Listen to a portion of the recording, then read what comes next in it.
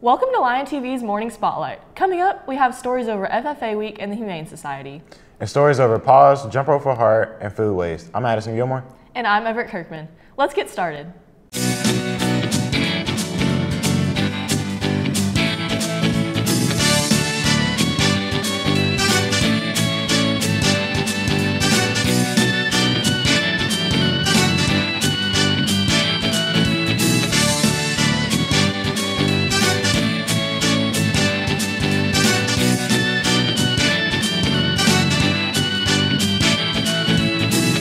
This is Morning Spotlight. FFA Week has come and gone, but everyone went out to see what all the fuss was about. Could you tell us more about that? Sure. A lot of people know about organizations such as FBLA, FCCLA, or Beta Club, but not very many people know about FFA, which happens to be the largest student-led organization in the country. Many of the 650,000 members take part in FFA Week, which is kind of like a celebration of everything the club is about.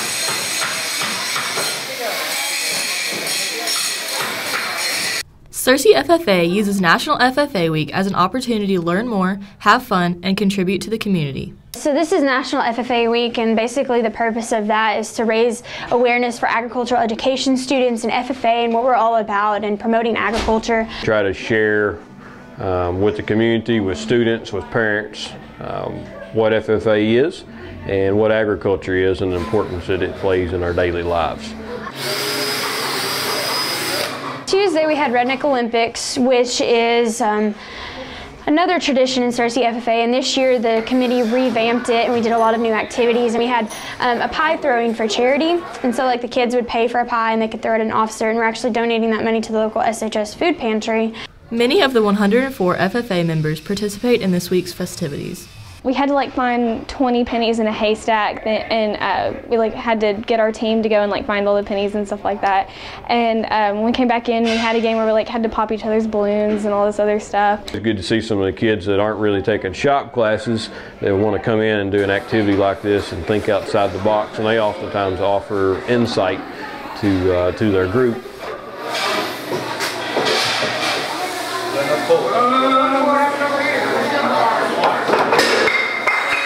The kids are given an objective, and they have a time limit, which tonight it's an hour and a half, and they have to build a machine to achieve that objective. While FFA Week is a lot of fun for everyone involved, the members also learn helpful skills through the club and the classes involved. Looking ahead to the future, these experiences will help students prepare for the years to come. Year 2050 coming up, we've estimated it's going to be 9.3 billion people on the face of the earth. They all have to eat, they all have to wear clothes, they all have to build houses and homes and have places to live, and so agriculture plays a big role in being able to sustain high quality life for those individuals. Current members of FFA hope to get some of their friends involved for next year. Hopefully the program will grow even bigger in years to come. Well, that seems pretty cool. I think I might even think about joining next year. Now let's go for a story over the Humane Society by Jana. Although adopting pets is a large part of the Humane Society, they provide more services than just that. Let's take a look. You may think the Humane Society just focuses on saving animals' lives, but in fact, they plan many events and have many locations to support and promote their shelter. We keep 70 to 80 animals here. It varies depending on the flow and how many adoptions we get. This last year we had 1,017 adoptions. The previous year I think was 932. And we've been going up every year. And a lot of that's due to get all our pictures out on petfinder.com. And also we have a lot of Facebook work going on now. We have a new Facebook operator. And it's made a big difference. The shelter isn't the only location the Humane Society runs. The Barkin Barn Thrift Store. And the Barkin Barn Thrift Store is right across from the Searcy Police Station, so it's a safe place to shop. We're open from Thursday, Friday, Saturday, 9 to 2. And they're open that's year-round. And they've got great things in there that are donated by the public.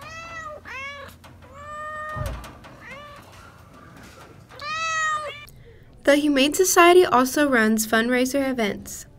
Bark in the Park this year is going to be October 21st. We are going to have it again. It'll be our 12th Bark in the Park. And that's great too. It's a great community event. It's a real family-oriented event. Get a lot of kids out there. They bring their dogs out. They can go around, see the different booths. Along with the new containment area, the shelter has grown a lot in the past year. Several years, we've added outside kennels. There are 12 real nice outside kennels, and that's a real good system we put out there. We've added the exercise yard that we also call the adoption yard, and that's because we encourage people when they're interested in an animal to take it out there, and they can let it loose, let it run around, and really get to know the animal. I hope you all decide to go to all of these events and most of all, adopt your next pet. Now let's send things back to the news desk. The Humane Society is a great way to save animals in need and gain a new lifelong friend. Sure does. Now let's go to today's lunch. Today we'll be having popcorn chicken with sauce or 3 cheese calzone, sweet potato crunch, seasoned black-eyed peas, breadsticks, applesauce, and milk. Sounds delicious. Now for our next story, Vera did some research on a program called Paws here at SHS. Having someone to look up to is important for the kids in this story. Let's check it out. Future Teachers of America created a group called Paws. Paws helps elementary students with crafting and decorating. Ms. Cook is in charge of this program. She tells Lion TV why they enjoy helping younger kids. Paws is positive action with success, and it's a mentoring program that our high school students are paired with an elementary student at Westside, and they develop a relationship throughout the year so that the high school student can mentor and be a positive influence in the lives of the young elementary student. There are many reasons to join FTA, but the main reason is being able to impact elementary students. So it's a way to sort of develop not just, I think, teaching skills, but the ability to work with other people, especially children. Not only did we interview Ms. Cook, we interviewed a student inside of Paws and got their opinion. When I first thought about being a teacher, it was for 7th grade and under, and so going and interacting with these smaller kids is kind of helping me know how I'm going to do it later in life. It's really fun to just go in there and hang out with them. Good experience. It's been a little crazy because I go in there not knowing what to expect to do, and you never know what they're going to say to you. FTA isn't just a fun group to join, but it's a group that helps young students enjoy school better. We started Paws just last year, but I think with the success of just the last year and a half, it will be something that we continue into the future. It would be nice if we could maybe somehow make it into a program that served McRae and Sidney Diener as well, but we're going to have to wait and see how we can make that happen. After telling you about the program, Paws hopes that it got your interest and would like to see you there next year. Back to the news desk. I really like how this program benefits young kids in this community. Me too. Next up, Madison goes into the heart of Westside Elementary to jump at the chance of learning about a yearly program the school organizes. Valentine's Day is filled with hearts and candy and love in the air. What most people don't know is that elementary kids use this day to share with those who have special hearts. Jump Rope for Heart is really just a program that teaches students the value of heart health. So we really wrap out everything around 5 key heart healthy messages. And so they're learning about that in PE, and then they have a celebration day at the very end. It's where the kids raise money for the American Heart Association. They come and jump, they have lots of fun. Jump Rope for Heart isn't just for the kids, adults play a part as well. First of all, we all have a heart, and I like to do it around Valentine's Day, once again, for that reason, because Valentine's Day brings up the heart. If anyone wants to get involved and come in and show the kids their jumping skills, we welcome that. I like it because I like saving little kids' hearts so that hearts aren't healthy. If we don't raise money, then they may never get to have a life where they get to play a lot. Kids may not fully understand why they're jumping, but for some people it really hits home. It's very special. My 14-year-old actually had heart surgery, so she is actually one of the ones they're jumping for. They did a lot of research trying to figure out what was wrong with her. This year marked the 20th year Westside has participated in Jump Rope for Heart, jumping for a good cause. It's the month that we show love and appreciation toward people, and what better way to do that than to help kids who have sick hearts. Westside Elementary raised the most money in the state of Arkansas for the last 2 years. Jump Rope for Heart was an opportunity for the kids to give back to the community and raise awareness. Well, that's all I have. Back to you guys. That sounds like a noble cause. Even if they only save one child, it'll really be all worth it. Yeah, it's inspiring to see all those kids having fun. Now for the quote of the day. If you want something you've never had, you've got to do something you've never done. Thomas Jefferson. Finally, a story over the problem that we all contribute to, food waste. Emily went out to discover more about what the school does to prevent this issue. Food waste is a pressing issue among high schools across the U.S. and is easily recognized in our own cafeteria. I talked to Ms. Charlotte Davis, Searcy School District's Child Nutrition Director, about why food waste is an issue and steps to preventing it. Food waste is a common issue and can be easily noticed in the SHS cafeteria. I see a lot of food wasted. I see a lot of people throwing away just completely full trays. Just completely full trays. It's wasting your own money. It's wasting the cafeteria's food.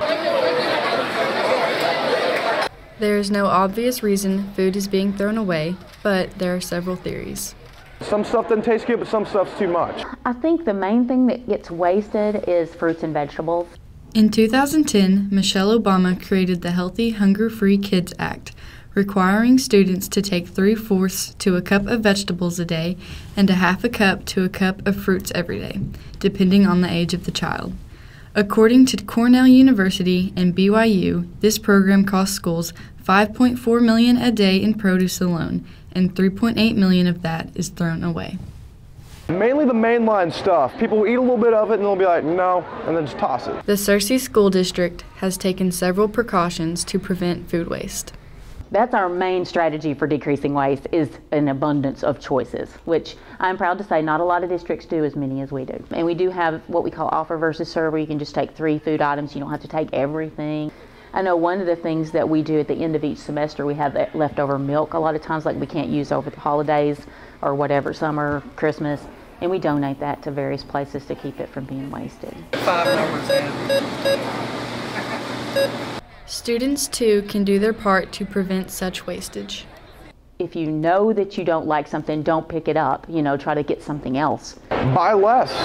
Because I see a lot of people just stocking up on a ton of stuff, and that's a lot, Get stuff that you know you're going to be able to finish, and eat it all. Make sure there's nothing left in there. So try some foods, and, don't just throw it away without trying it. We have that happen a lot. Just because they had to pick up a fruit or vegetable, they just don't do anything with it. So at least taste it.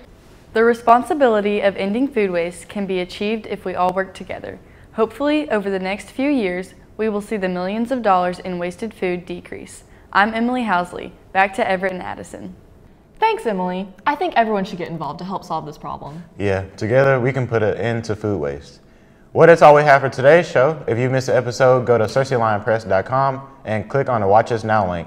Also, follow us on Facebook at Searcy High Lion TV and on Twitter at Lion TV. I'm Everett Kirkman. And I'm Addison Gilmore. Have a great day, Searcy.